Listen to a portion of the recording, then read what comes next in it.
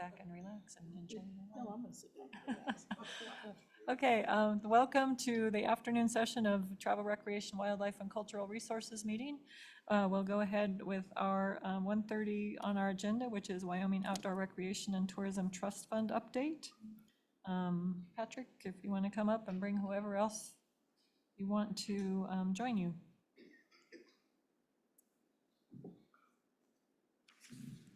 Thank you, Madam Chairwoman, members of the committee, Patrick Harrington, Manager of the Wyoming Office of Outdoor Recreation, and as of July 1, the Secretary of the Outdoor Rec Tourism Trust Fund Board. It's great to be before you all today.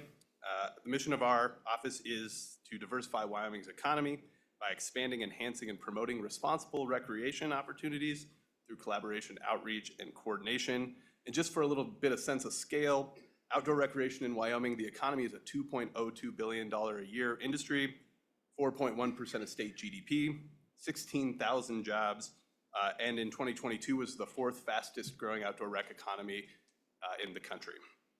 Underscoring, I think, the need for the work of our office and for the work of that trust fund.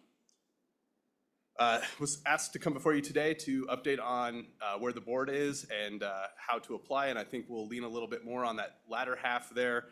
Unfortunately, not a ton to update you all on, other than to say that the governor is still receiving applications for the trust fund board. Again, it's broken by judicial district, and so there'll be 9 seats on that board. We're expecting that decision sometimes towards the end of this year. Again, it will have a broad spectrum of user groups and different types of users across the state, ensuring that we hit that statute and really represent what Wyoming's all about. What I thought might be helpful is to talk a bit about the vision for this board and give you guys a sense of where we're hoping we head with the work as we really start digging in and getting going. So first, I think we expect to see, again, a broad group of users, and I think we'll find that that's very representative of Wyoming, the types of users that live and work here, and that it really will fit into that statute that many of you all had a strong hand in crafting in the last session. I'll also say that in August, I spent some time with the Select Natural Resource Funding Committee, the Wyoming Wildlife Natural Resource Trust Fund, some of you, Director Bud, and touring projects in Southwest Wyoming, looking just at projects that really highlight the impact of that fund and demonstrated sort of what that culture is about on their side. And again, I think it almost goes without saying that this fund was built in that image, and so we're really looking at them as sort of the 20-year-old version of us and looking at where we could be down the line. I think what was clear from that conversation is that they have a really hardworking board. They take their appointments seriously. They show up as boots on the ground, and they do the hard work, ask the hard questions, ensuring that the funds that the state of Wyoming has invested in that particular trust fund are shepherded appropriately and go to impactful projects, and I would say honestly the most impactful projects that are out there. And I think that's something we're looking at in our shop as well. I think what'll be interesting is we'll clearly have to establish our own culture. There was quips and jokes made by board members about asking a particular question to every applicant, and I think we'll find some of those things in our board as we get them appointed and get up and moving. It's something I'm really excited to start working on. But one thing I do think that they'll all have in common is sort of a culture of reverence for the state of Wyoming. It's again, it goes to that like financial fiduciary responsibility to invest these dollars appropriately, all the way up until like just loving what the history and the future of Wyoming have been and will be. And I think that's something that we'll look to recreate on our side as well as we really get moving. And sort of as an example, I thought it might be helpful. Last time I was in front of you all in Casper, we had the opportunity, or I sort of teased that we had a grant program about to release its applicants, its successful applicants, but I couldn't tell you who they were yet because we weren't under contract, and now we are. So I'd like to tell you about our Office of Tourism Grants, and first of all, a huge thanks to Director Schober and to the appropriators for making this possible. And I also think it's worth mentioning ahead of this too that this is our first foray into granting state dollars. We obviously have had some federal dollars in opportunities come our way, but this has allowed us to really set our perspective and start granting towards projects that we think fit in the image of Wyoming and have spun out directly from our collaboratives. In fact, that's what the budget footnote said, is projects that spin out of outdoor recreation collaboratives. So we know these are, developed through collaboration in communities. We know these are grassroots. Many of them come from your communities, and they're impactful. There's a lot of community energy behind them. And so I'll just run quickly through that list so you guys get a sense of scope and scale for where our office has been now. That was a $1.68 million pot of money that we were working with. And so first on my list is the Skyline Trail out of Green River, $154,000. I'll be a little loose with those numbers and just round them up for y'all. The Old Quarry Trail improvements out of Newcastle, about $68,000. Outlaw Trails in Cody, $300,000. The Casper Rail Trail extension to EKW, Edness Kimball Wilkins, which this group toured during the summer and talked about this project, a $300,000 grant going to help see that through. The Bighorn River Blueway Access Project along the Bighorn River in the Bighorn Basin, $150,000. Hell's Half Acre, obviously between Casper and Shoshone, getting that reopened in a way that is sustainable and doesn't damage those cultural resources, $100,000. Darnell Hills Shade Shelter in Cody. This is a motorized play area outside of Cody, providing some shade for the recreators there, just to improve their experience. The Tongue River Water Trail out of Sheridan with the Sheridan Community Land Trust, $9,600. Johnny Behind the Rocks Trails out of Lander, $100,000. Trails Complex at Riverside Park in Worland, $100,000. The Upton Gun Range, range improvements, $100,000. Cedar Draw Park Planning, this is a design project, a planning project out of Casper, $45,000. The Henry's Fork Rock Art Trail out of Rock Springs, down along Flaming Gorge, $100,000. And then finally, the Stuckenhoff Shooting Range additions. This is where we host the Governor's Cup every year, $52,000 thereabout. And so that's a bit of an image for where our office, I think where we're headed. We'll certainly lean on the board to develop these directions as we work through the rulemaking process, and a lot will be dependent on that. But I think this is a really solid indication of how our office is thinking broadly about the types of user groups and types of projects we should be looking at to improve quality of life for locals and to draw in some of those visitors in a way that makes sense to those local communities living next to those project sites. And so with that, I want to thank the committee. I think there's a lasting legacy sitting in this group of people up here for the state of Wyoming. And so I applaud you all. It's been a true honor to be a part of this group and play a very small role in that. So I really want to thank you all, as I know several of you are rolling off and going to spend your time elsewhere. But really appreciate it. And with that, I'd stand for any questions. Any questions for Patrick? Representative Burkhart. Thank you, Madam Chairman. So, Mr. Harrington, who were the recipients of that money? You told us what they were for, but who got the money? Mr. Harrington. Madam Chairman, Representative Burkhart, maybe it's easier for me to provide a list to you all through an email, but I can quickly run through what those look like. Maybe it's helpful to summarize them. There are local, the Green River Task Force. That is a community group developed specifically for this project. There are local nonprofits. Many of these are local nonprofits. Some of them are like local municipalities, counties. Think of the city of Worland in particular. It's largely these types of groups.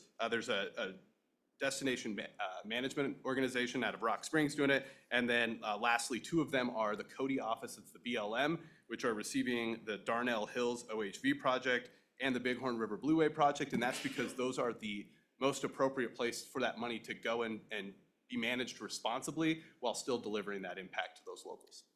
Follow up. So two of those went to the BLM. Considering their Rock Springs resource management plan and what they've done in other parts of the state, do you feel it's appropriate to share money with them? Mr. Harrington. I think, Madam Chairwoman and Representative Burkhart, certainly understand your perspective with that question, and it's something I think we think about a lot in our office. What I would lean on here is I think these are the projects I'm talking about, delivering local quality of life. That Bighorn River Blueway project is one of the oldest projects coming out of our office. It's sort of stalled out along the way. Most if not all of the partners outside of the BLM are not necessarily like a cohesive organization that could receive and appropriately manage these funds. Really what you're seeing, particularly with that Blue Wave project, is sort of the BLM being the financial sponsor, but there is also, a cohesive group of local leaders around that project supporting it. That was just the most appropriate place for that money to go and be responsibly used. Thank you. But we certainly are aware. Co-Chairman Schuler. Thank you, Madam Chairman. Just, and again, I think maybe Chris Floyd has some more to add to that. But in my estimation, I would think that most of these are pass-through organizations that basically just provide some oversight. They don't really actually tell those folks how to spend their money, but it just goes through them if you're a municipality or a county. Is that correct? Mr. Chairman. Madam Chairman and Senator Schuler, I think in some cases that is correct. I mean, the Darnell Hills project with the Cody BLM is on BLM land. And so they certainly are going to have some responsibility in those projects. And, with the Bighorn River project as well, they're developing campgrounds along the river to create overnight floats for locals. And again, for, people visiting the Bighorn Basin where I grew up. And that's going to happen on BLM land. So they play a role. And what I will say is, one, we as an agency have stood up and represented the state, I think, very well in recreation and at Rock Springs RMP as a collective group in our agency, really broad perspective. But I think it's we've seen in other states. My colleagues in Utah could certainly attest to this, but this gives the state some bargaining power and some strength alongside these national these national agencies. And so it's not a zero-sum game. I think if we can work together on this, one, we can hold their feet to the fire a little better, but we also can get work done, again, that serves those local communities. Any other question? So I have one. So when these are awarded, are there matching funds? Do the organizations come up with some cash or some in-kind contribution to the project? Madam Chairman, yes, in every one of these cases, I don't have those numbers in front of me, but in every case, we had matching funds show up for every one of these projects. And that's going to be a consistent through line for our office is trying to, turn these state dollars into as many dollars on the ground as possible. And so, yeah, that's absolutely part of the equation. Right. Thank you. And Senator Jones? Madam Chairwoman, Director, I had a question. How many of these projects are on, BLM is public land, but we know it can be taken away from us, but how many, is any of it on any private land? I guess I just was assuming that most of these projects would be on either, state-owned land or city, individual counties' land, not, something that we might not have access to later on. Mr. Harrington? Madam Chairman and Senator Jones, in every case, these are publicly accessible. I say it that way because the two shooting range projects are similar to a campground where you pay a fee to use, but they're publicly accessible. In all other cases, these are public lands, municipally owned lands, and yeah, there's no restriction on who could, attend and use these places where we're investing our dollars. Follow up? Senator Guru? Thank you, Madam Chair. Well, just to follow up on that, when we award money for these projects, I assume there's some sort of memorandum of understanding or use agreement. And I would assume that in that use agreement, there would be something about being able to use in the public hands in perpetuity. Is that true? Mr. Harrington? Madam Chairwoman and Senator Guru, absolutely, that is the case in the contracts we've circulated. This is what held me up from telling you all this great news last time is we just weren't through contracting. And I can also tell you, as part of the trust fund, I think we will see that. That's a contrast between the Wildlife Natural Resource Trust Fund and our trust fund is they can spend on private land. Obviously, there's positive impacts to wildlife that happen on private land, but for our uses, it's all going to be publicly accessible. We can pay for access easements per the statute. We'll see what comes out in rules. But yes, in every case, I think we will see this money only going to publicly accessible lands. Thank you. Any other questions? Great. Anything else? Mr. Floyd, are you just there for moral support? Thank you. Madam Chair, Chris Floyd, Deputy Director of State Parks and Cultural Resources. I just want to reinforce one thing that Patrick mentioned a couple of times, and that is that these projects that are funded are community-driven, okay? These are not ideas that we're dreaming up. These are communities coming to us, asking for assistance, working with collaborative groups to try to get these things off the ground. These are what communities are asking us to help with. You know, in terms of the BLM, Patrick didn't quite go this far and say it, but we did submit a protest letter regarding the Rock Springs plan, and Patrick and Forrest Kaminga and Carly Ann Carruthers spent a lot of time on a short notice putting that together. So we're not asleep at the wheel when it comes to outdoor recreation statewide. We care about it, we put the time in, and we're trying to do the best we can to look out for the people of Wyoming and their interests when it comes to outdoor recreation. We're really excited about this trust fund board. We put some time into that and tried to selectively recruit or ask some folks if they'd be interested. And I think like he said, we've got a great diverse group of people who are going to really represent a broad range of interests across the state of Wyoming. So we're looking forward to it. We appreciate all your support. Thank you. Any questions for Mr. Floyd? Okay. Does that conclude your part of this? Thank you so much. Thank you. We'll move on to the State Shooting Complex Oversight Task Force update. Director Glenn.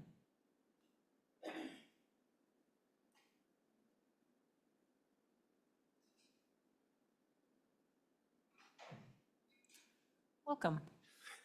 Thank you, Madam Chairman, and good afternoon to all of you, and I hope you had a good tour this morning of Quebec One facility, and thank you to Christina for helping set that up. My name is Dave Glenn, and I'm Director of Wyoming State Parks and Cultural Resources, and I want to talk a little bit about where we're sitting with the shooting complex. As you know, there was a shooting range task force that was put together with 4 legislators, representatives from many agencies, and then representatives from all around the state representing shooting sports, outdoor businesses, and other things. And I can say, I haven't sat on a lot of task forces. This was the right group to work on the shooting range. There was a lot of discussion, a lot of debate, and I think the product that came out of it is going to be a product that we can all be proud of because people put a lot of time and energy into this. So where it's sitting now, I'll give you a little history and then tell you where it's sitting now. Initially, there were 9 proposals put in early June, and we narrowed that down to 4 during that time. The 9 that they came from were Fremont County, Uena County, Cody, Gillette, Casper, Cheyenne, Sheridan, Guernsey, and Hot Springs County. So we looked at all the criteria that we'd put together, and we kind of created a scoring matrix on how we would measure and score things, and it narrowed down to 4, which was Casper, Gillette, Cheyenne, and Cody. As soon as we notified those folks, Cheyenne stepped out and said, we're out. So we narrowed it down to 3 at that time. So in late June, the task force met with these 3, and they essentially gave their pitches to us. And at the end of that meeting, we narrowed it down to Gillette and Cody during that time.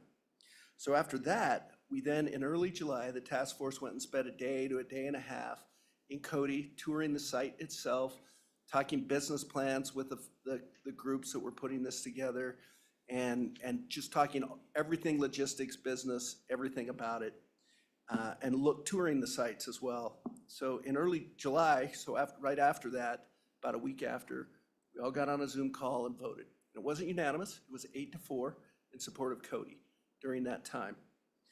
But I can say that every single person that was voting said either of these sites would represent Wyoming well. So the task force then sent a letter to the governor with their selection. And as you recall, $10 million was set aside by you all, the legislature, last year. It was $2.5 million from the Office of Tourism, $2.5 million from Game and Fish, $5 million of general fund. But that money needs to be freed up by a legislative action.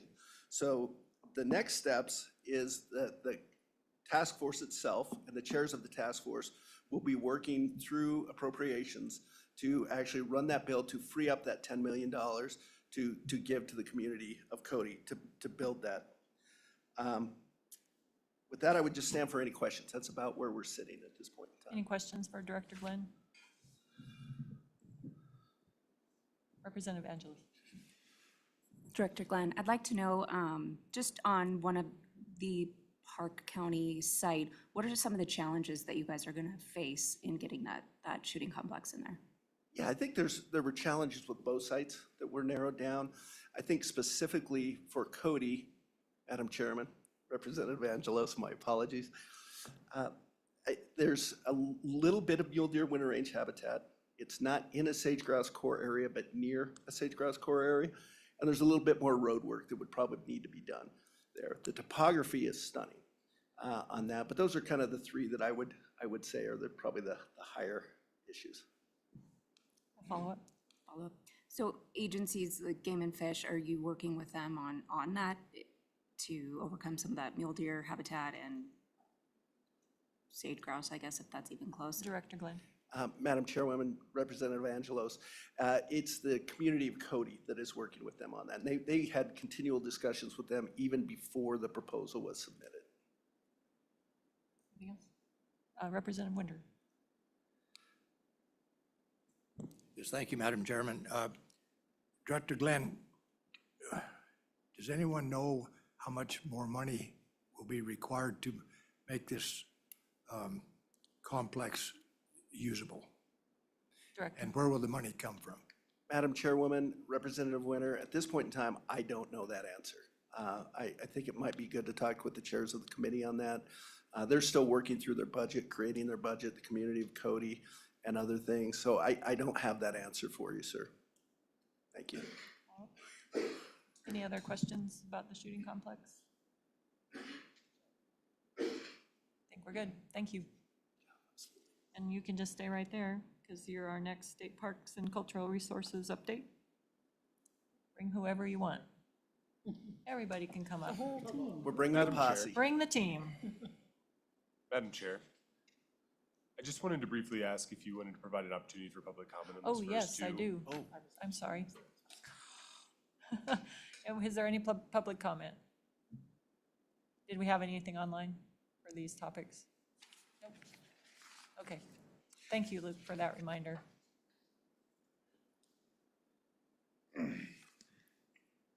Okay. Well, let you start, and then you can pass it off to whoever is most appropriate. Madam Chair, thank you. I've been getting a little pressure because I know people want to go home, and I want you to know I only have about 7 pages of notes, but the words are written very, very big on here. So bear with me as we go along. You know, I think to start, I would just like to say thank you to Senator Baldwin, Representative Burkhart, you, Madam Chairwoman, Representative Western, and Senator Ellis. You know, I'm paid to sit here and talk to you.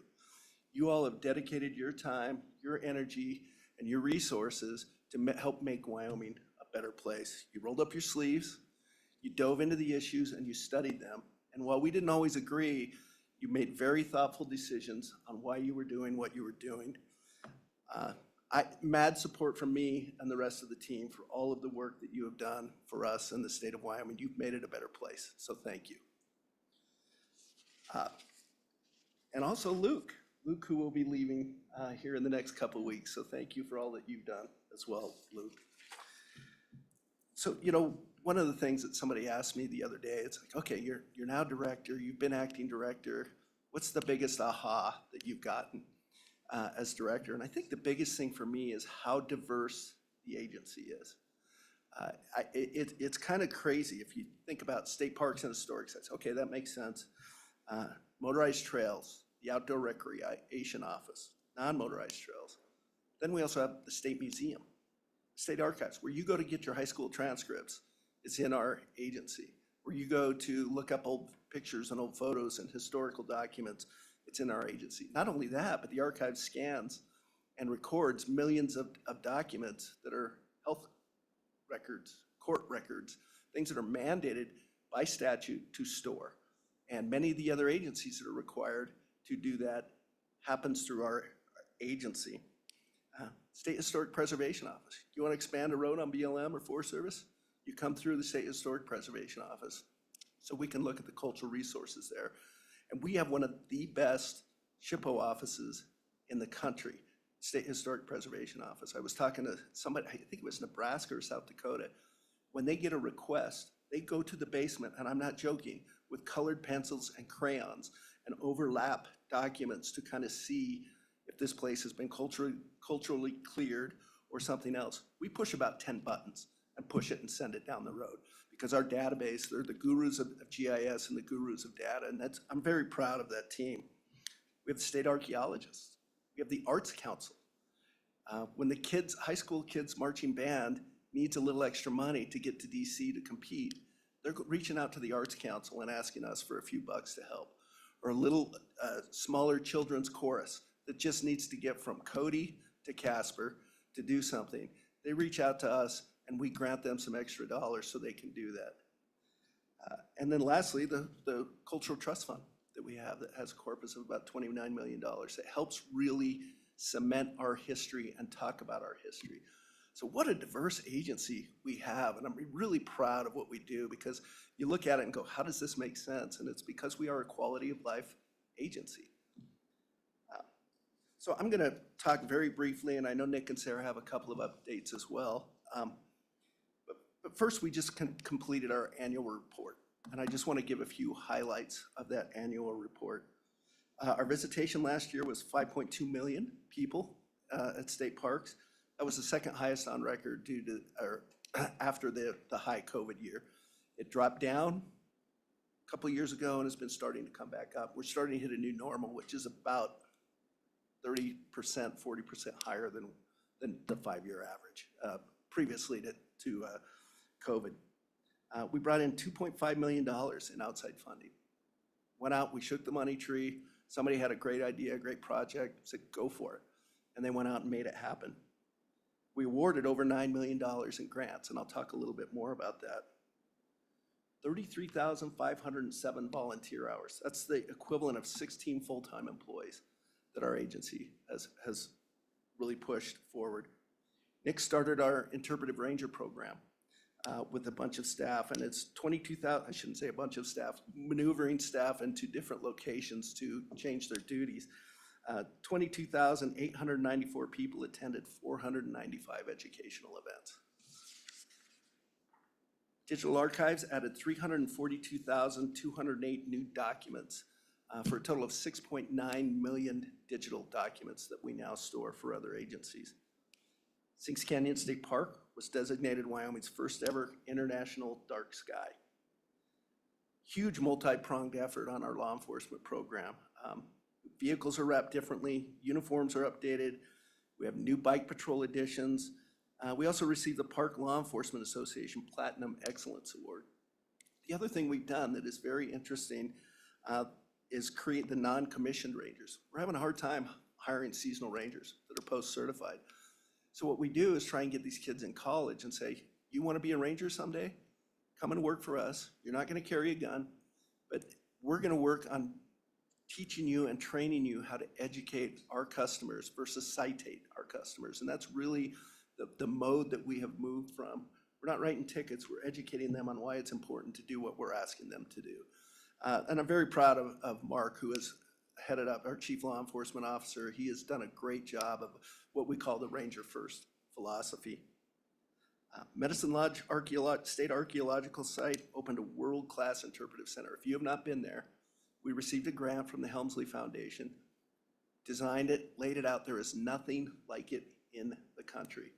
Stop by, it's a 20-minute experience, and it will give you chills when you go through and see it. So please stop by and do that. And then lastly, in our strategic plan, and I'll talk a little bit more about that, but our current strategic plan, our last statement, our last goal is to have a competent and satisfied workforce. Our workforce collectively holds over 240 formal professional certifications obtained as part of their commitment to growth and relevance.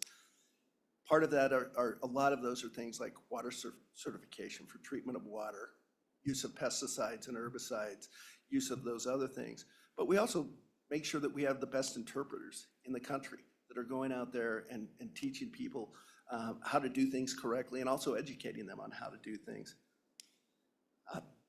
shared with you the Wyoming State Museum year in review, and I'm just gonna highlight a couple things with that. 72,584 visitors last year. They went out and shook the money tree and received $75,825 in grants. Roughly about a $3.7 million impact for the State Museum. 5,230 volunteer hours. And this is a big one. School programs jumped from 14,337 2 years ago to 27,964 last year. And how we did that is, number one, if you've never been over to the museum to a class, go over and meet Jeremy Thornbrew. He is the Energizer Rabbit times 17. But that gentleman worked so hard to bring kids in, but we also put together these educational trunks that have historic documents in them, historic things, furs, other things, and we ship them out to communities. And the teachers can either go over it with them, or they get online and we walk them through it virtually. So he reached out and made those things happen. But it's not just for school kids at the State Museum. Just, gosh, it was last week. I'm walking downstairs and I see a bunch of octogenarians sitting in the classroom, and they're all doing this with their smartphones. You know, they've got their glasses on and they're doing this, and I shouldn't say they weren't all, there were some my age, so there were some younger folks too. And I went in to sit in the class, and there were probably 30 or 35 folks in the library, and they were learning how to use Google Maps. And our staff was actually walking them through how to use Google Maps, and they were focused and committed. And so it's very diverse and very broad. I also want to fill you in on some of the great work the Arts Council is doing. In 2019, they initiated a creative aging program in partnership with the Wyoming State Library and national partner Lifetime Arts.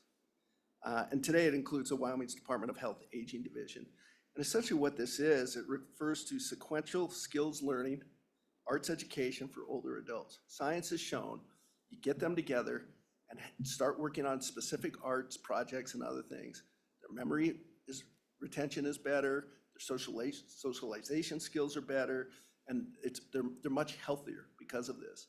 And so we had one specific employee, Josh, who was very excited about this. He went out and shook the money tree, received $195,000 in grants to go out and teach communities how to teach this to other folks. That was through the Arts Council that they were doing that.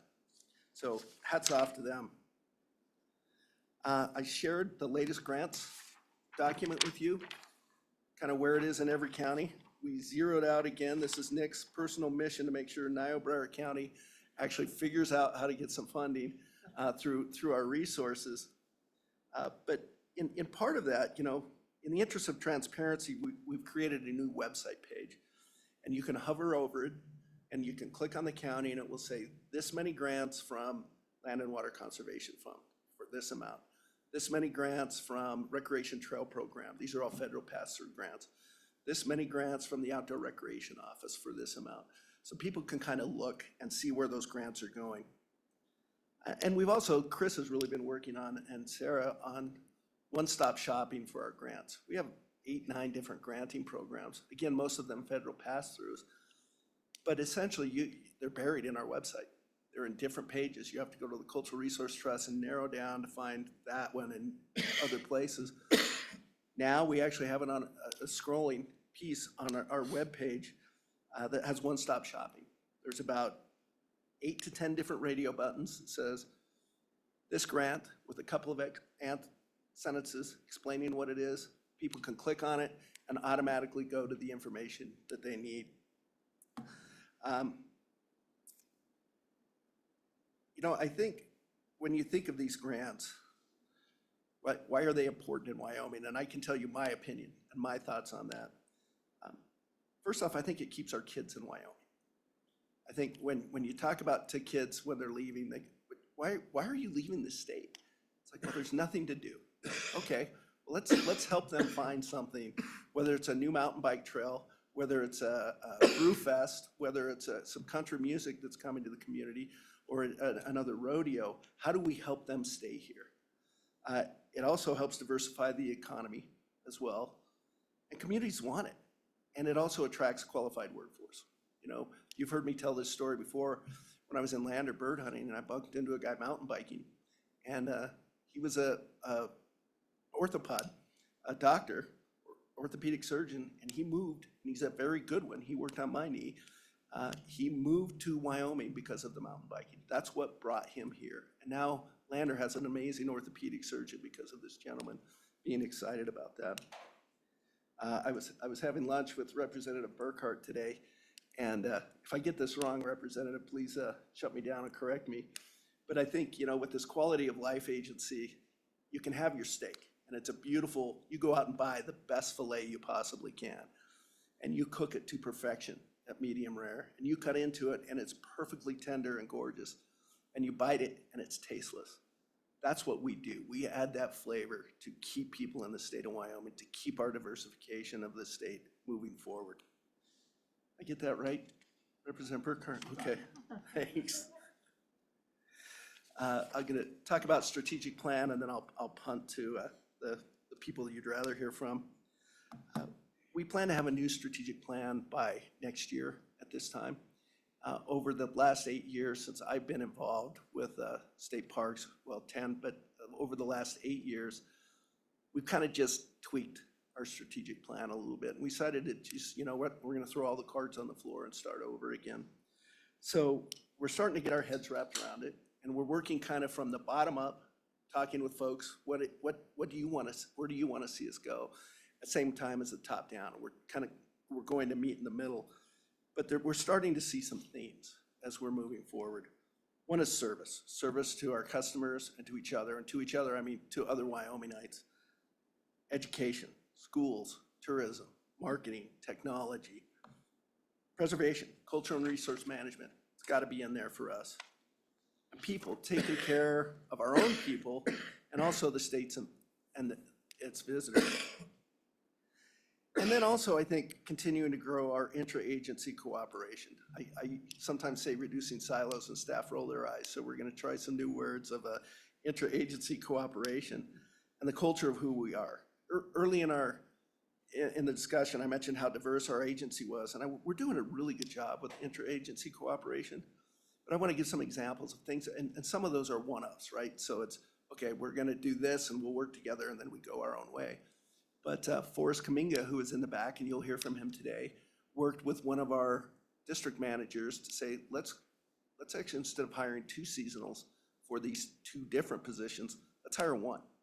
And we'll have them stay here, and they can actually sell state parks passes, snowmobile passes, OHV passes, and provide education and opportunity for both. Christina, who is in the back, has been working with the State Museum, where we're hiring a seasonal that will work at the State Museum during the busy times, at Q1 during the busy times, and at the Historic Governor's Mansion at busy times. So those are the things we're trying to do that are in permanence, where we're thinking constantly and continually how to be more efficient and how to work together on these things. With that, I would pass it over to Sarah, maybe to give a little update. Thank you. Sarah? Thank you, Madam Chair. Sarah Sheen, I'm the Deputy Director, and I'm over the Cultural Resources Division.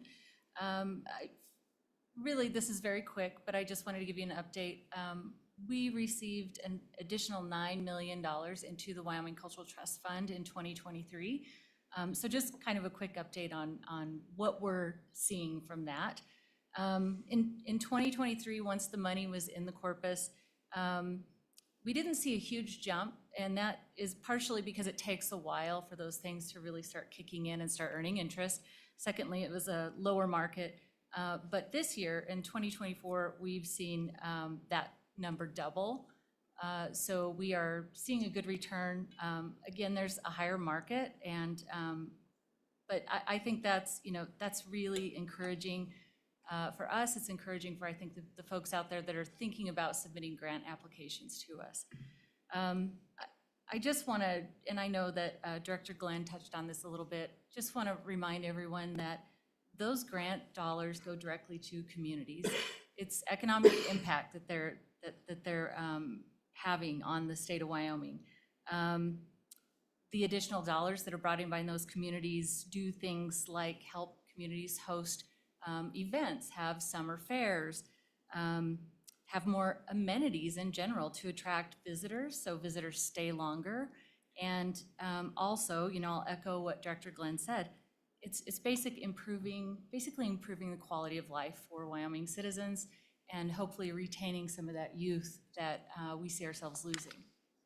I have numbers on all of the grants that have gone out. We're required to do an annual report, and if that hasn't gotten to you yet, it will soon. And if anyone wants any more information on what kinds of grants have gone out, what has happened in your community, I am more than happy to give that to you. Either email me or give me a call, and we'll get you all the information you want. I think that's on that, unless anyone has questions about the Cultural Trust Fund this time. And no, Niobrara County, again, we failed. We've got to get there. So never had a grant there yet. Representative Larson. Thank you, Madam Chairwoman. I just wanted to say that my community recently had a project through the Cultural Trust Fund, and I just want to let the committee know that they have a committee that oversees that fund, and they are very, very thorough in looking at these projects, making sure that everyone is prepared for all their projects, and they're not afraid to say no when the project isn't ready. So, and they do that year over year. Or actually, they have 2 grant cycles, so they do it every grant cycle. They look through those and make sure that they're vetted. So, Wouldn't you agree? Madam Chair, Representative Larson, thank you very much. I appreciate that kind of synopsis of how our board operates. It's a very small board, 5 voting members, and we read these grants and we go over them in excruciating detail at every meeting. So to make sure that we are being responsible for the state's money and how it's spent. So thank you, I appreciate that. So that's kind of it for the trust fund. I just wanted to say really quickly, and I know Senator Ellis isn't here, I just want to, I guess, give my appreciation. The Tribal Relations Committee is working through a bill right now to do some protection for rock art sites, petroglyph pictographs in the state. They have recognized that those are very significant but very fragile resources that we have in the state. They are extremely easy to damage and sometimes even unknowingly. So, hopefully part of this will also spawn some education for people as to what not to do when you go to see rock art. So part of what the bill does is we don't know everything that's out there yet. We know a lot of what's out there on state lands, and this bill is just for rock art on state lands. But what it'll do is give some funding to our agency to go out and do survey to identify what we don't know we have as rock art resources on state lands, and really do a good solid recordation of those. And then it provides some penalties for the offense or injury to rock art on state lands, which currently doesn't exist in state law. So just want to throw that out there so you're aware of it. I'm really appreciative that that effort's being made, and we'll see where that goes. And that's all I have. Thank you. Thank you. Any questions for Sarah? So Sarah, I still want to always call you Sarah Needles, but that's on me. The governor did that yesterday and Okay. apologized for it. I didn't even catch it. So. No worries. Thank you. Thank you, Sarah. Director Glenn, any more? Mr. Nalen?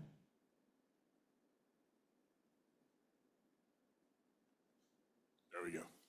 Good afternoon, everyone. Nick Nealon, Deputy Director, State Parks and Cultural Resources. I have 2 things to give you an update on. The first is, during the last legislative session, you'll remember that we received $3.5 million to put towards work at the Arboretum. Even though the bill didn't pass to create a state historic site, we still have to deal with those funds. We've completed an MOU with the city of Cheyenne, and the first step after completing the MOU, the first step of the process was to do a facility condition assessment report, where we took a look at all the structures and determined, how much work everything would need to get it back to its original condition. Not to make everything brand new, not to do all the improvements we want to do, but to get everything back to sound structure. That report is now under review. We received our initial copy. And once we have a chance to go through that thoroughly, that'll determine the priorities for spending the rest of the $3.5 million, including, and it will also determine the priorities for our strategic plan that we were charged with putting together for the site. And I'd be happy to answer any questions about that before I move on. Any questions about the Arboretum? Nope, I guess not. The other thing I wanted to give you an update on, if you like at this point, I saw that the Hot Springs State Park concessionaire was on the agenda. If you like, I can address that now. That would be great. So the first thing I want to say is, as you all know, there's pending litigation about the RFP process, and so we can't comment on that based on advice from the Attorney General's office. So please remember that if you have any questions. So the one update that I do have is that we continue to work through our contract negotiations with the the company that was awarded the RFP. And our goal is to have that in place by January 1st. Great. Any questions about Hot Springs State Park? Okay. Does Thank that end your portion of this? Yes, ma'am, thank you. Director Glenn? Madam Chairwoman, that's it for the agency update, unless there are any other questions. Senator Grew. Thank you, Madam Chairman. David, and I probably just messed this up, but can I access that? You said I can access this online and hover over it and find out the grants. How do I do that? I mean, besides being technologically challenged, but I mean, so I just go on your site, but where? Representative Newsom, Senator Guru, I am asking a friend, Mr. Chris Floyd. Phone a friend. Chris, what's the answer? Madam Chair, Senator Grew, if you just go to the Wyoming State Parks and Cultural Resources website, it's at the top there. It's the first slider you see. It's in bright bold red. It says grants on it. It's right there on the main page. Not Wyoming State Parks, Wyoming State Parks and Cultural Resources, Spacer. Yes. Serves me right for not remembering cultural resources like I always should. Thank you, Sarah.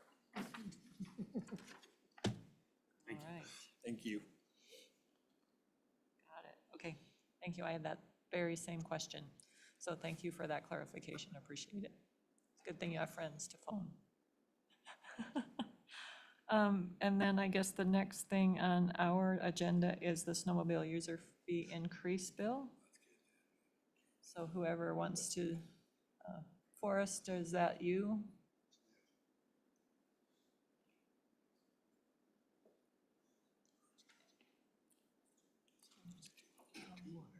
Oh.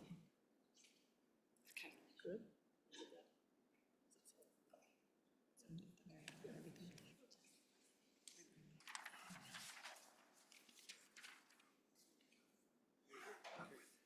Welcome. Are you starting, Chris? Madam Chair, I can kind of give a quick summary if you'd like. Okay, that'd be great. Just going back to where we were a few months ago, and maybe our friends can put that slide up with the line graph on it, just as a refresher. So we're just here today to talk about the snowmobile program and a potential fee increase there and the reasoning behind that. But I wanted to just step back real quick and remind you about this program, give you a little bit of information about it one more time. It has a $255 million economic impact based on a study we conducted a few years ago. It's a first-class recreation experience that people come from all around the world to enjoy. It's an economic driver for a lot of our small towns and cities, places like Du Bois and Gillette. We get a lot of people coming from the upper Midwest in particular into Wyoming. That's some of our biggest users. In fact, about 2/3 of the people who buy permits are from out of state. We sell anywhere from 31,000 to 38,000 snowmobile permits a year. Forrest Kaminga and his team, they've got over 2,500 miles of trails that they keep groomed, and by the time they go back and forth over them, it's over 90,000 miles of grooming each year. Now, that takes a lot of time, but they also spend time clearing trails, posting thousands of signs. you know, just doing all kinds of maintenance to keep those things up to date. So we're here a little bit early, you know, trying to be proactive, looking to the future, and letting you know that we've discovered, of course, and this is natural, this would happen over time, is that, you know, our profit loss or our net plus or minus is starting to get upside down because we haven't had a fee adjustment in over a decade. And of course, during that time, you've had anywhere from a 35 to 40% increase in expenses. So in order to maintain that standard, we would need some kind of rate adjustment. And what we looked at was about $750,000 at a minimum each year to kind of hold where we are, and that would keep us there for at least the next 5, probably closer to 10 years. Because our operating shortfall at the moment looks like to be about $400,000 a year, and so what's happening is, you know, our revenue is falling behind our expenses. And again, that's a natural thing to expect over time with inflation and these kinds of things. And as a reminder, there's a fund, an operating account fund that Forest starts his operations with each year. And so it takes a little bit of time for the collections, you know, in one winter to reach that fund. And then they've got to have funds ready to go to start the year before the next year's funds are collected. So there's a little bit of an echo in the collections versus the expenditures. So that account, you know, is starting to shrink. And so that buffer is going away. And, you know, if there's not an adjustment this year, we'll get through this winter. But the next winter is where we're going to probably start looking at some reductions in some of the services we provide. And that'll just accumulate over time and get worse and worse. And what that's going to do is eventually start to impact your product. I mean, people come to Wyoming and spend those hundreds of millions of dollars because we have a great recreational product that they like. Our citizens enjoy it. Our customer service surveys are off the charts. People are very appreciative, very satisfied of the services that his program provides very efficiently, I would add. You know, and in terms of their staffing and operations like that, those have been steady over the years. You know, we haven't seen a dramatic increase in personnel and his staff or anything like that. Steady as she goes, running a tight ship, trying to just hold the line where we are with our great program. But in order to do that, there will have to be some kind of rate adjustment. Otherwise, we'll have to look at some hard decisions we'll have to make in the future. And what I did was I put the graph back up there one more time so you can see the yellow and blue lines at the top show our revenues, and then the blue line is expenses. You see a yellow spike when there was COVID, obviously a lot more people outside that year. And then on the blue line on the top, that expense, that was that one-off when we were in a situation where we had to purchase the Trails building there because there was possibility of losing that at some point. And so we had to make that investment. But even still, you can see the gap between expense and revenue circled in red. But you see those 3 lines in the middle, the gray, blue, and red, those are our funding sources. They've been steady because our snowmobile users and our other funding sources have been steady over the years. But expenses, again, are what keeps going up, slowly but surely over time. So that's kind of why we're in the situation we're in. If you could go to the next.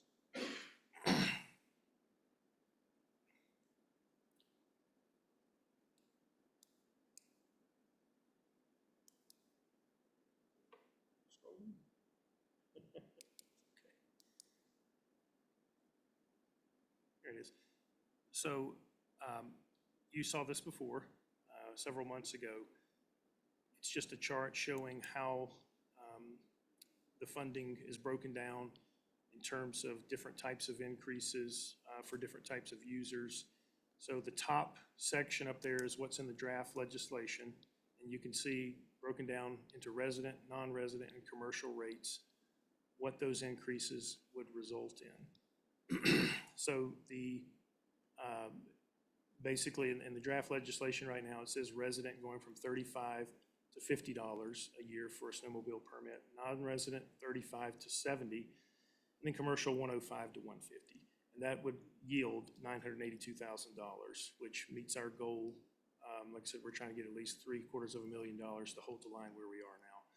And just for conversation's sake, in case you guys, you know, are going along these lines, I wanted to have the math up there so you could see it, because based on previous discussions at our earlier meetings, if you did no change for residents and you just did the resident increase and a commercial increase, you're getting $783,000.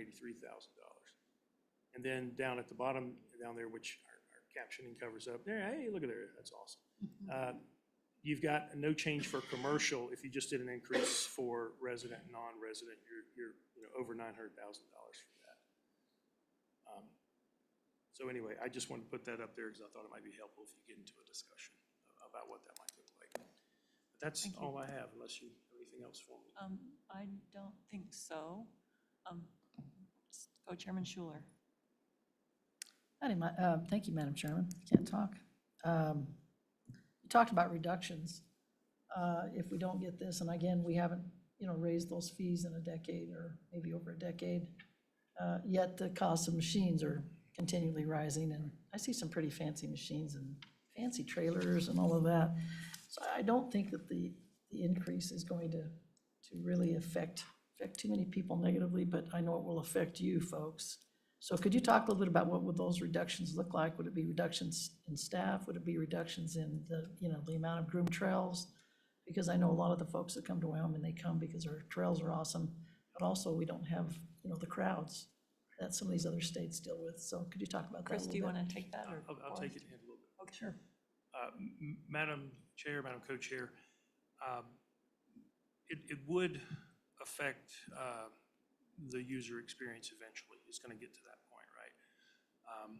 And we have things we can do to kind of stave that off a little while, but it's a rear guard action. It's a point of diminishing returns without that investment. We've also heard, and I didn't mention this earlier though, the support for this from both in-state and out-of-state seems to be pretty universal. I haven't heard anyone, at least I haven't, and I know Forrest has either, who's opposed to some kind of rate adjustment for sure. And even the surveys show a willingness for that. Again, particularly if we can keep the product maintained. In terms of the specifics of what some kinds of reductions would look like, I'll turn it over to Forrest Kaminga to speak a little bit about that. Forrest. Good afternoon, Forrest Kaminga, Wyoming State Trails Program Manager. Madam Chair, members of the committee, the impacts are pretty straightforward if we had to do a reduction in services. Grooming and grooming contracts are our single greatest expense when it comes to winter operations. It costs about, on average, it's right about $31 a mile to groom snowmobile trail, and we groom for a total of 93,000 miles a season. So that's essentially where we'd start stripping back. So we would start reducing the miles of trail groomed on a seasonal basis. And then we would have to look at our less desired areas that don't receive that, a significant amount of use, and really see if it's worthwhile to keep those operations up and running. And that would just be the start. And from there, of course, you would have to look at staff and situations like that. The nice thing about our program is we have set it up that we do heavily rely on private grooming contracts. So we do rely on the private sector to provide those services. And we only have actually only 13 full-time staff within the program. And essentially that's they're essentially out there supervising these private contracts, along with about 8 of them that are full-time trail crew to make sure that we're getting these systems set up properly. And can I? Any other questions? And just one other thing to add, Madam Chair, is that and Senator Schuler, is that those employees, those 13 Forrest mentioned, they're also doing the OHV work in the summer season too. These are the same employees year round, they just change roles. And so it could impact more than even snowmobiling when you think about it, if you got to that point. Other questions? All right. So now, somewhere buried my agenda. So I guess we'll go to the draft legislation that we have in front of us. Luke, if you want to come up. Do we have any public comment? Come on up.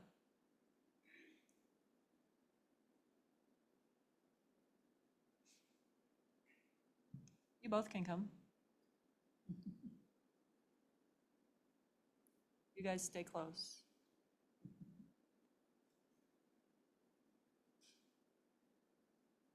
We hear there's safety in numbers. Sure, yeah, if you want to give those to Heather, she'll distribute them.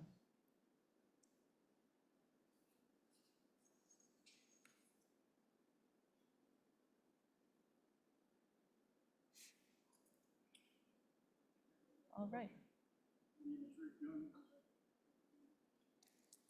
Oh, is your mic on?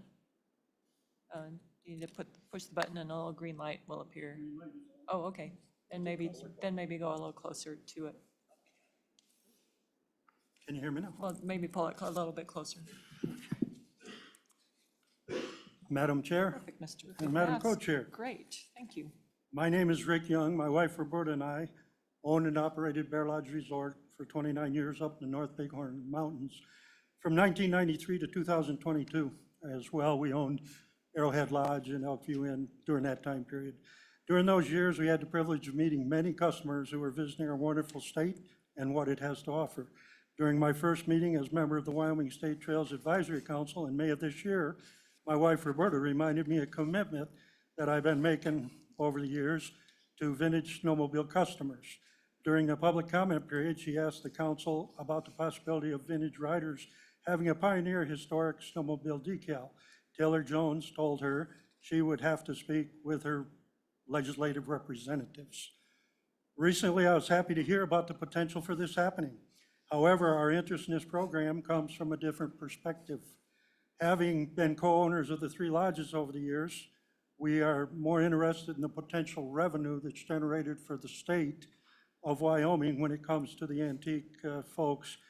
To try and explain this, I'd like to give you an example of actually over the years of her and my experience. There's a group named Team Buck out of Billings, Montana, who would like to continue their annual oval sled race using antique sleds on the Bighorn National Forest near Elkview Inn, which I should probably mention my daughter bought and my son-in-law own Elkview Inn, so there's a little bit of interest there. Anyway, they've done this for years, but it's been a challenge. They pay the U.S. Forest Service for one-time permit every year because they have over 70 participants. They pay around $500 to $1,000 for each event for insurance coverage. They pay for the lodging, meals, and other incidentals, which is good for us, bringing money in to the local community.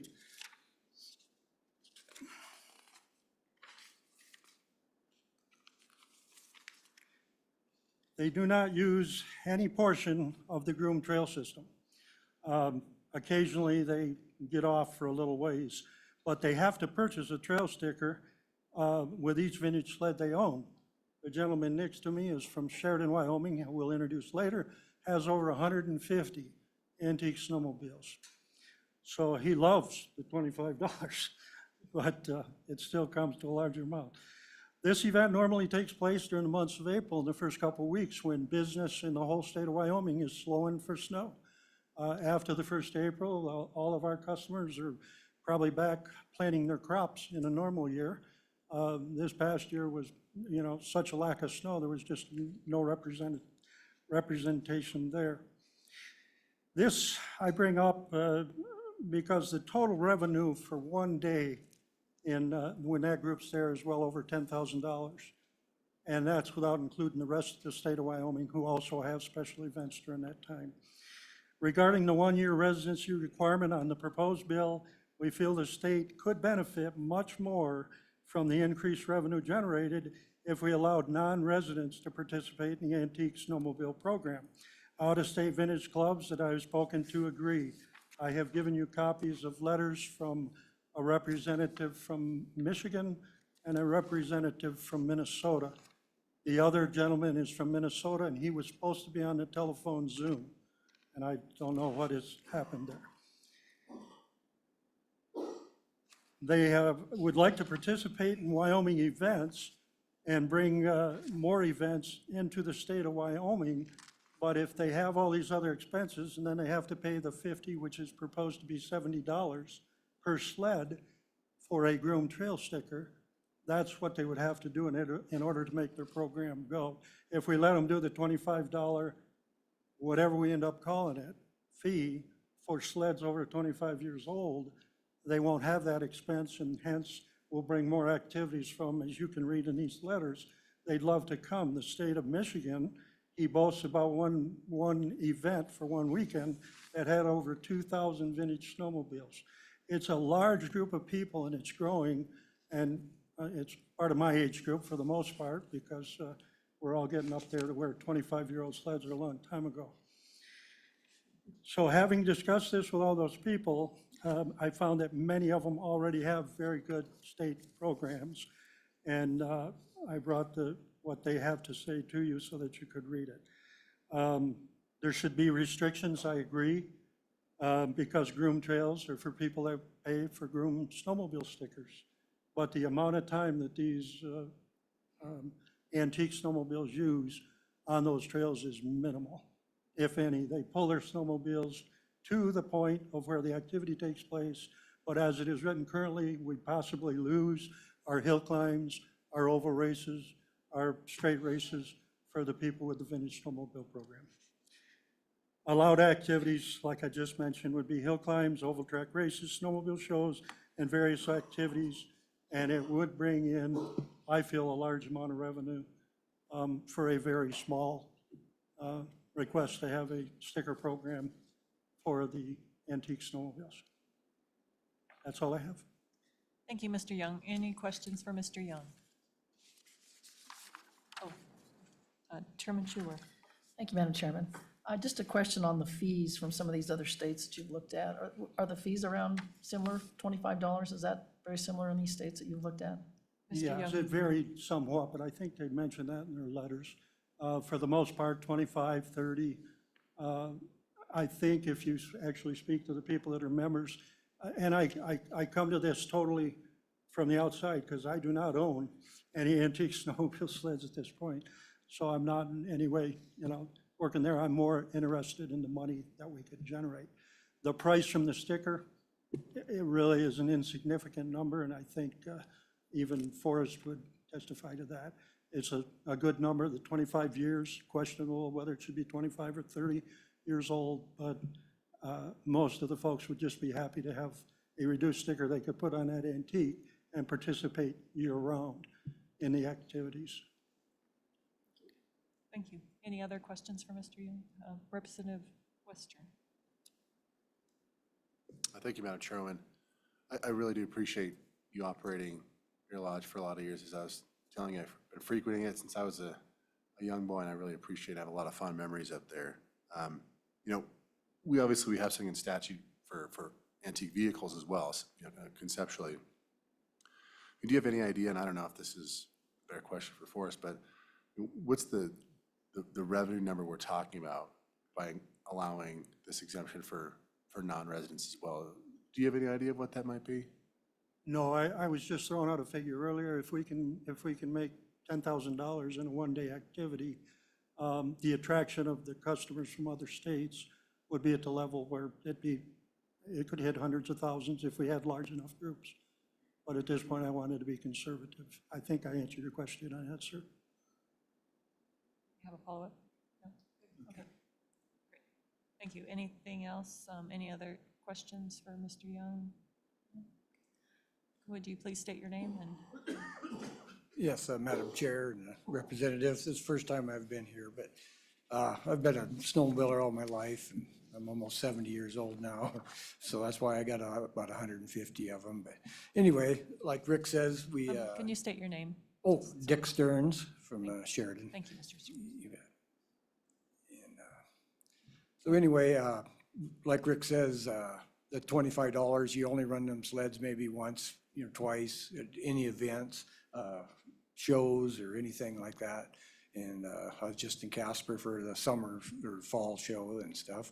But anyway, yeah, financially, I think you'd get more out of it, even though the $25 is kind of a minimal thing. If the rest of the, out-of-staters or the non-residents could have that situation too. Because I've had calls about that myself that, because of the proposed thing here says 1-year residence in Wyoming. So, which I've been here 25 years now out of Montana, which they have a program similar to this. Registration is $25, same situation. But anyway, I'm just here to, just for the comment of it, I guess, and if anybody has any questions on that, because I wouldn't register all mine anyway, because I couldn't drive them all. So I just picked ones I want to do to the show or races. Like Rick says, they have that race up there and so on. I guess it's just the residential thing is what looks to me like was, would be more of a financial income for Wyoming or the trails, whichever it goes to. Any questions for Mr. Stearns? I have one for both of you. You both commented on the vintage aspect of this bill. Do you have an opinion on the increase in regular user fees?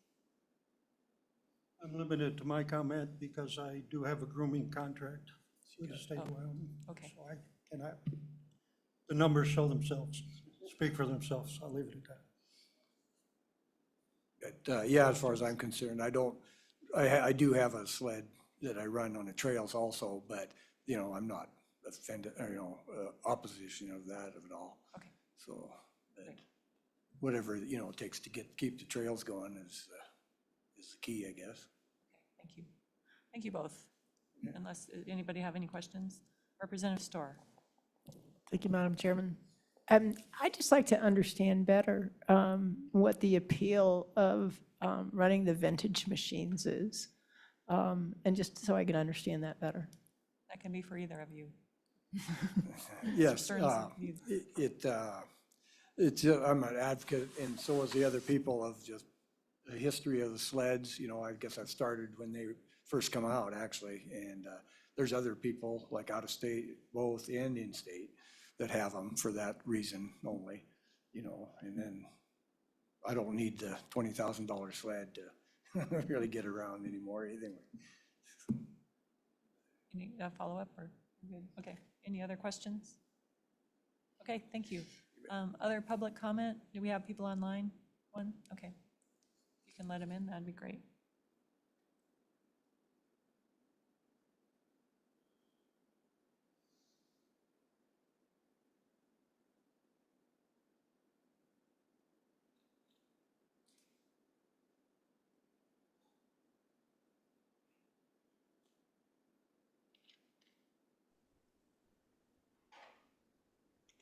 Hi, Brenda.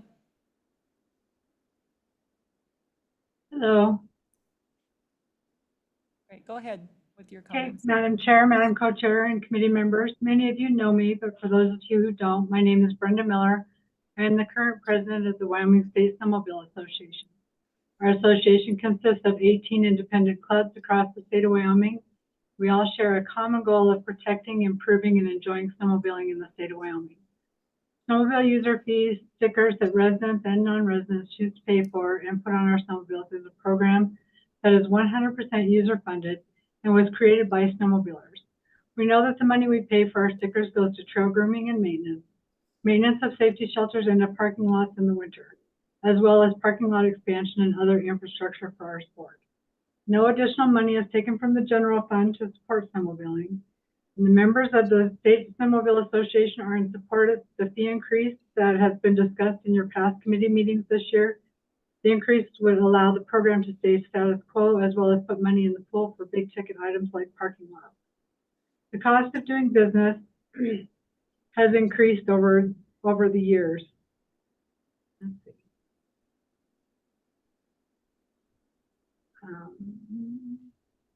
And as Director Floyd stated, snowmobiling generates $255 million per year for the Wyoming economy. 60% of that income is from out-of-state snowmobilers. Even when Wyoming doesn't have great snow, people still come here to snowmobile, and our bad snow is better than their good snow in most cases.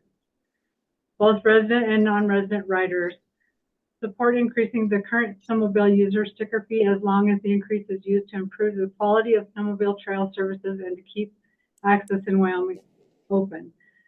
The association also supports the request for an antique or vintage sled user sticker fee in Wyoming.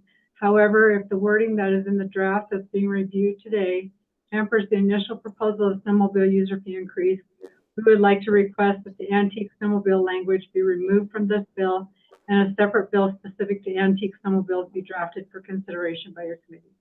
Thank you for all the work you do, and thanks for your time. Thank you, Brenda. Any questions from Ms. Miller? Thank you so much. You're welcome. Anybody else online?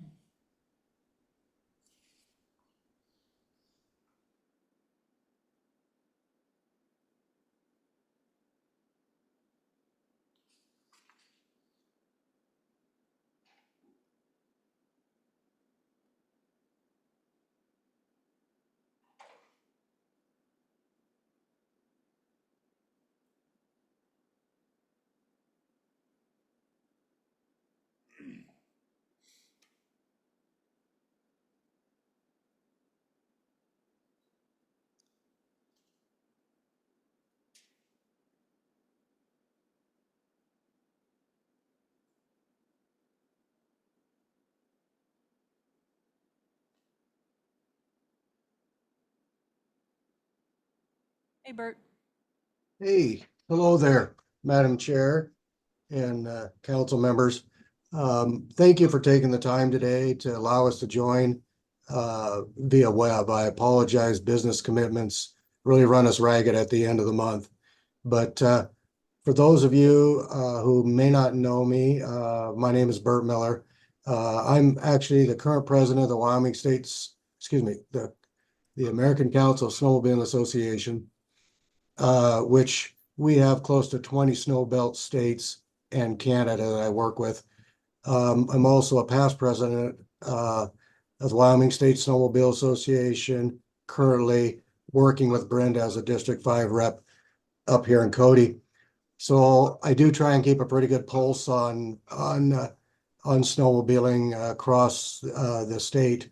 And it amazes me, this has been 10 years ago, a little over 10 years ago, since we worked together on this original sticker fee increase. We are very much in support of the increase. Wyoming has a world-class snowmobile destination. People talk about it everywhere I go, and we sure want to keep that. And without having a sticker fee increase, like has been said, we would suffer dramatically, and we definitely don't want to do that. We do support the addition to an antique addition to the fee. Maybe as I was looking across the states and just trying to look at different areas, maybe there would be room for a in-state of $25 and to keep in sync, maybe an out-of-state of $30. I do believe that we're probably looking more towards 30 years and older for sleds to get some of those older sleds in there. But we thank you for allowing us to have this time, and we sure appreciate all the hard work that you guys do, and we sure look forward to moving this bill forward. Thank you. Thank you. Any questions for Mr. Miller? I don't see any. Thank you so much, Bert, for joining us today. Ma'am. Anybody else? I guess we don't have anybody else online. Anybody else in the room? I guess not. Okay. Going once, going twice. So if you guys would want to rejoin the gallery, I guess we will go to the bill. Move it. Moved by Baldwin, seconded by Guru.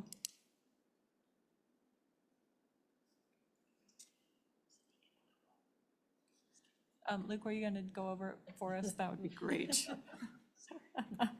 Thank you.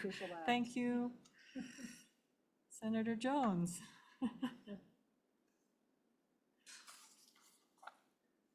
Thanks, Luke. Absolutely. Good afternoon, Madam Chairman. Members of the committee, this is 25 LSO-0060. It is snowmobile registration and user fees. This is the bill. We saw a version of this bill at the last meeting, and then this one incorporates the new registration process for antique snowmobiles. So this bill does create a new section Wyoming Statute 31-2-410, and which begins on page 2.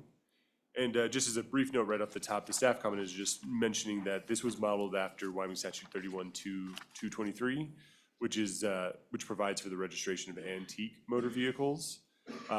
That's also why the term antique snowmobiles is being used in this draft. I know there was discussion of calling them vintage snowmobiles, completely up to the committee, but that's just for that modeling purpose, we kept it the same. Starting on line 15 is the new statute. It allows that antique snowmobiles may be registered pursuant to this subsection.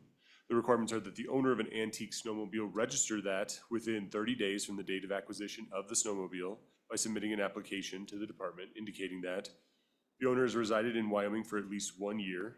And just as a brief note, I believe State Parks had kind of mentioned this, but we did kind of model this after the antique motor vehicles, so it includes this residency requirement. And I had meant to include a staff comment there, I just forgot. But yeah, just to say that it could be an option to open it up to non-residents. Oh, Representative Western. Thank you, Madam Chairman. So obviously there's a discussion about how non-residents would like to be eligible for this as well. The way I read this is that all we'd have to do is to amend lines 25 and 26 on page 2 out of there, and then non-residents would be eligible. Am I understanding that correctly? Madam Chair, Representative Western, yes, I think it would be as simple as removing subsection 1. I think we could even move 2 just into B and just kind of tighten that up, and it would just be getting rid of that. That's the only real requirement that's limiting to people who have been a resident for a year. So that would be the primary change. So, Forrest, did you have a comment on that? Madam Chair, yes, I had a comment, and yeah, as Luke stated, if we were to strike out 25, 26, that would be a start. And then I would also suggest that on line 21 and 22, we remove the wording within 30 days of the date of the acquisition of the snowmobile. If we clean that up, I think that would simplify it. And, do what we set out to do with this antique snowmobile registration. Thank you. Right, I guess, so on lines 21 and 22, that's assuming that someone purchases a snowmobile, but some of us have equipment sitting in our yards that would be eligible at some point in time, so I think that's probably a good suggestion as well. Okay, carry on, Luke. Absolutely. And Madam Chair, just briefly in that B, I think that absolutely would make sense. Because again, this just was using the structure from antique motor vehicles. So that was in there. The antique motor vehicles, that's actually the staff comment on the next page, requires that you register the vehicle within 10 days from the date of acquisition. It's just some other prior language, but the committee certainly could delete that if you choose. Paragraph 2 on line 28 is the next piece. Just requires that a snowmobile is owned and operated, an antique snowmobile is owned and operated solely for the purposes of organized antique snowmobile activities, parades, exhibitions, tours, and other related activities, and will not be used for general snowmobile uses. The staff comment I've already briefly addressed. C is just the requirement that that you pay the registration fee, which is in the other section with the rest of the fees, that the selling agent will issue to the person who pays for the fee a certificate of registration. And then they will be given a number decal, which will bear a distinctive number, and then that should be prominently displayed on the snowmobile, and then it provides that the registration expires upon transfer of ownership of the antique snowmobile.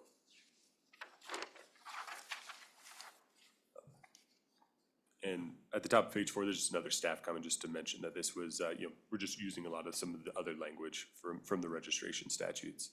Section 2, starting on line 8 of page 4, are just some new changes, sections to be amended. The definition of snowmobile is being amended to include the term antique, which means that it's a snowmobile that is at least 25 years old and is owned solely as a collector's item. Top of page 5, starting on page 5, we have a conforming amendment just to include, that this state parks can appoint selling agents and that they can sell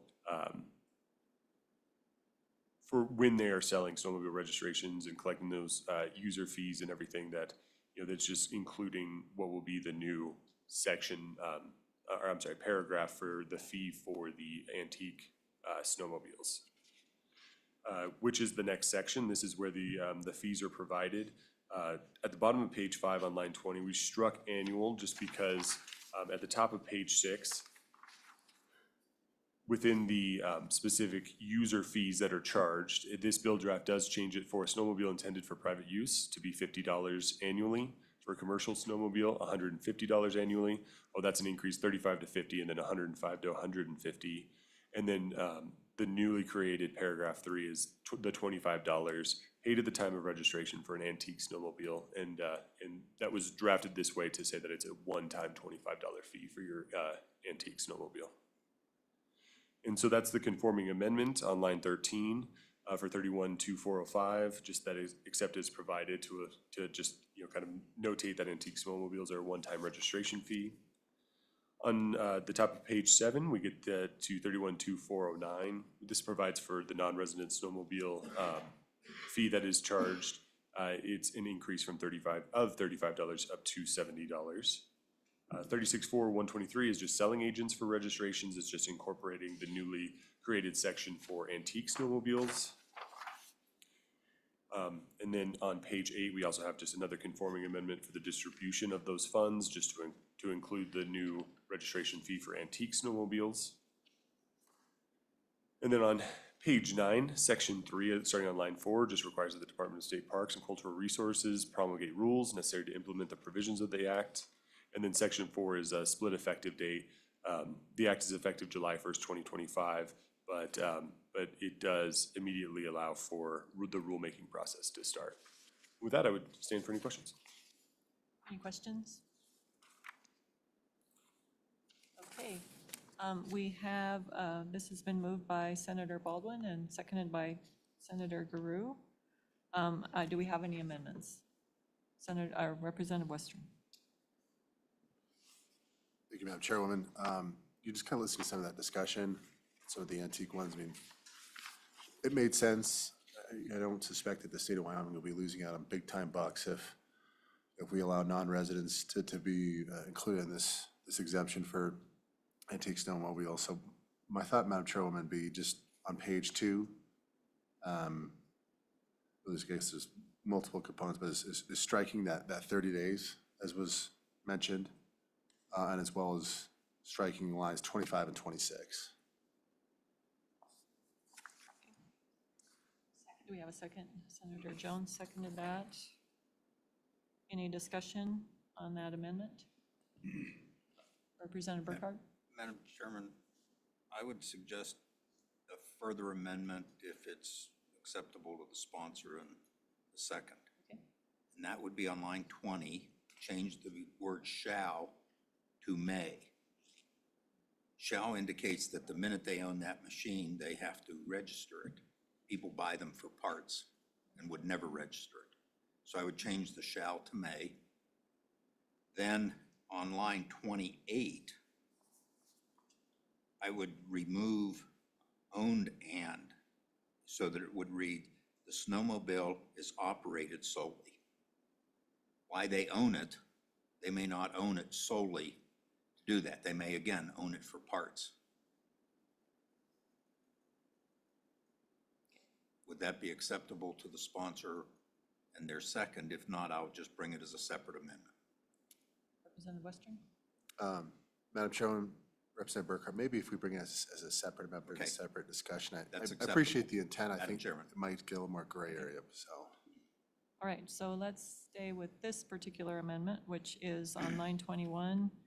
After snowmobile, deleting the within 30 days from the date of acquisition. On line 22, putting deleting everything up to snowmobile.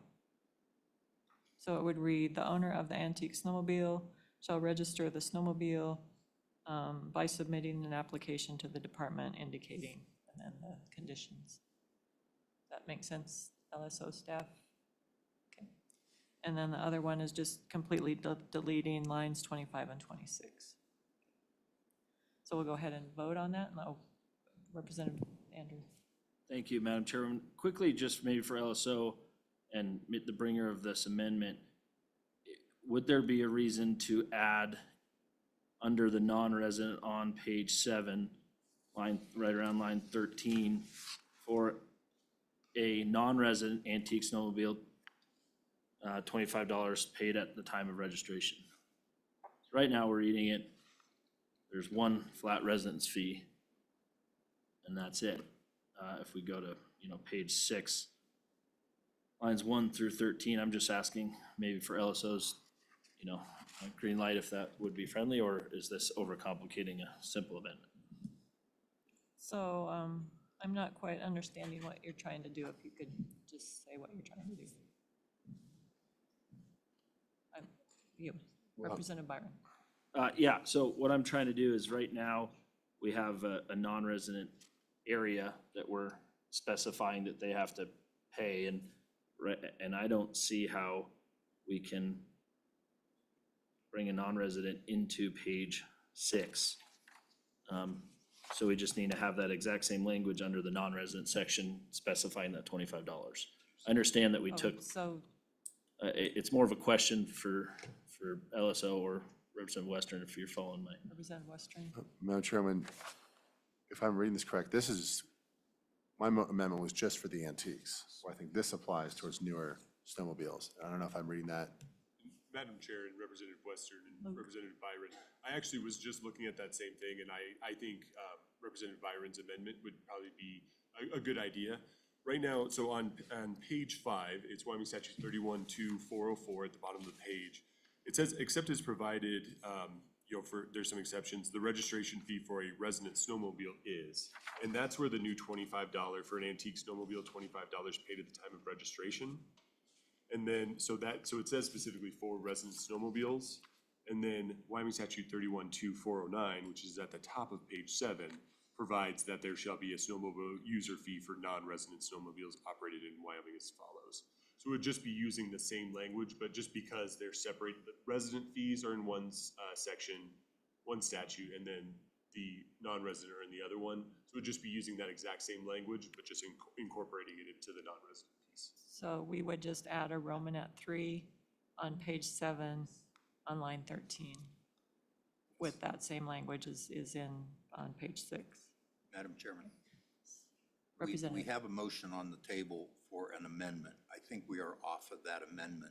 Okay, I And didn't that know. needs to be handled That was separately. that was an amendment to the amendment? Yeah, that was my intent, Representative Western, just because I think it is the same amendment under the same intent. So Representative And Western. if I'm understanding correctly, just be Romanet 3 and then mapping it to that non-resident antique user language. Madam Chair, Representative Western, I just double checked. I just want to make sure I was looking at the right statute.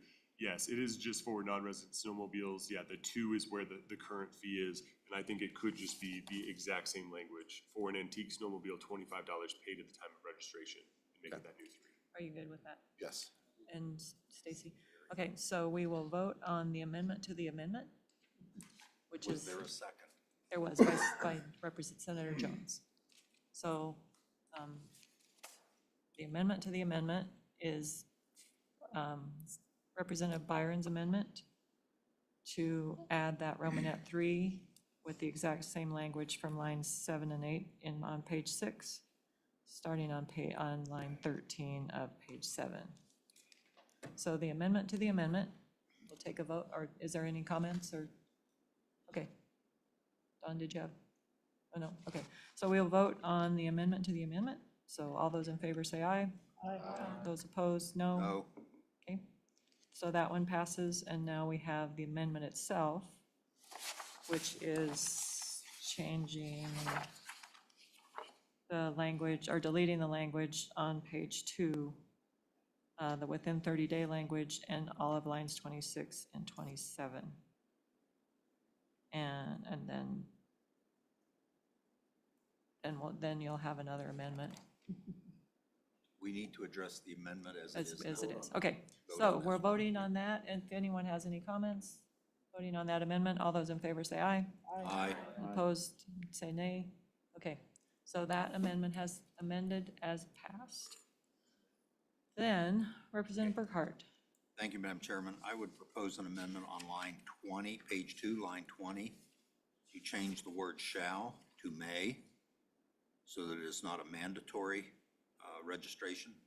And on line 28, remove owned and, the words owned and, so that it would read snowmobile is operated solely for the purpose in that, because we're talking specifically about the purpose of doing this, not whether or not they own it. So there's a second. So that's Representative Burkhart's amendment and Senator Guru seconded it. Any discussion?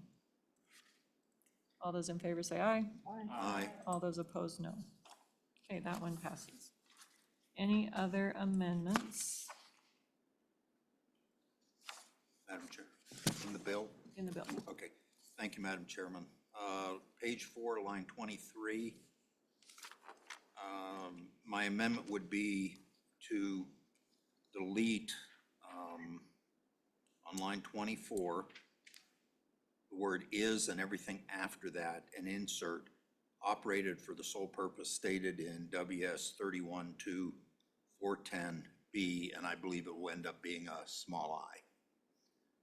It conforms the definitions. This definition said is solely owned as a collector's item. The other one says it's operated solely for a purpose.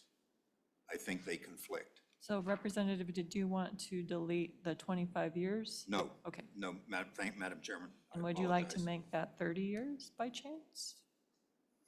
No, Okay. thank you, Madam Chairman. I'm being very short and to the point with these. Okay. So as I understand it, it's page 4, line 23, starting in that paragraph A, that everything after old, after 25 years old, is Madam deleted. Chairman, after the and. After the and that old, is deleted, and and insert insert the statute that we're, is operated for the purposes stated in WS 31-2-410B. That just keeps us, Madam Chairman, just keeps us from writing out everything again. And it conforms the two paragraphs so that the definition is the same. Because currently, the paragraph on page 4A, paragraph A, talks about it being owned solely as a collector item, where the other one on page 2 is operated solely for the purpose of certain things. Those are different activities to me. okay, And I'm trying to conform everything. thank you very much. So LSO, you have that language? Okay. Any comments, questions? Second, Burkhart and Guru. And then, so we'll vote on it. All those in favor say aye. Aye. All those opposed say no. Okay, that one passes as well. Any other amendments? I would suggest an amendment on page 6, line 7, and then in the new paragraph 3, which would be inserted on page 7. So that one would be A3, that both of those, the fee be changed to $10. These are one-time, these are antiques. Some of them, So- they may not run to get them off the truck, let alone very far. Okay, so you want to change the I'm user changing the fee user fee to to $10 from $25. Okay, any discussion on that? I don't know that I have a second. Does he have a second? Daniel's your second, so made by Burkhart, motion made by Burkhart and seconded by Singh. So any discussion? All those in favor say aye. Aye. All those opposed, no? No? Let's do hands. All those in favor say aye. All those opposed? So that one fails. Madam Chairman, I have no others. Okay. Anybody else have one? Thank you, Representative. I have one that would change the definition of the antique vehicle or the antique snowmobile from 25 to 30 years. That's on page 4, line 24. So I have a second from Representative Western. Any discussion on that? All those in favor say aye. Aye. Aye. All those opposed, no. Okay, let's do hands again. All those in favor say, raise your hand. Oh, okay, so on page 4, line 24, changing the 25 years old to 30 years old. So all those in favor, raise your hand. All those opposed? So that one failed. Okay, any other amendments on this wonderful piece of legislation? Okay, we will take a roll call vote. Oh, I thought you had a question. I'm not calling the question. Go ahead. This is a roll call vote for 25 LSO 60, snowmobile user fee increase as amended. Senator Baldwin? Aye. Senator Ellis excused. Senator Guru? Aye. Senator Jones? Aye. Representative Angelos? Representative Burkhart? Representative Byron? Aye. Representative Larson? Aye. Representative Singh? No. Representative Storr? Representative Western? Representative Winter? Co-Chairman Schuler? Aye. Chairman Newsom? Aye. 12 aye. That passes. Thank you. So the next thing is that we're done. Oh, so I would like to, we have, do we still have, Heather, do we still have Mr. Gunther? No, he gave up. Okay. Thank you all. Thank you for joining me on this journey as chairman for 2 years. I really appreciate it. And as we go forward and as we get a new committee, I guess we don't know at this point who will be on that new committee, but as you make your way to the floor, if you don't continue on this committee, I hope you can continue to support the initiatives that we pass through this committee as a new committee comes on board. So it would be great for everyone that is going forward to the next session to support tourism and state parks and game and fish through the next session. Thank you very much to all of you. Oh, yes, Senator Schuler. Yeah, just thank you, Madam Chairman. Just one more round of applause, not only for our outgoing chairman, our other 4 folks that are jumping ship. As I say, the rats are jumping ship here, but not really. But just wanted to again say thanks to everyone. And I mentioned this today at lunch, some of the folks that we don't know where we're all going to be, but it's been a pleasure serving with Chairman Newsom and with all of you.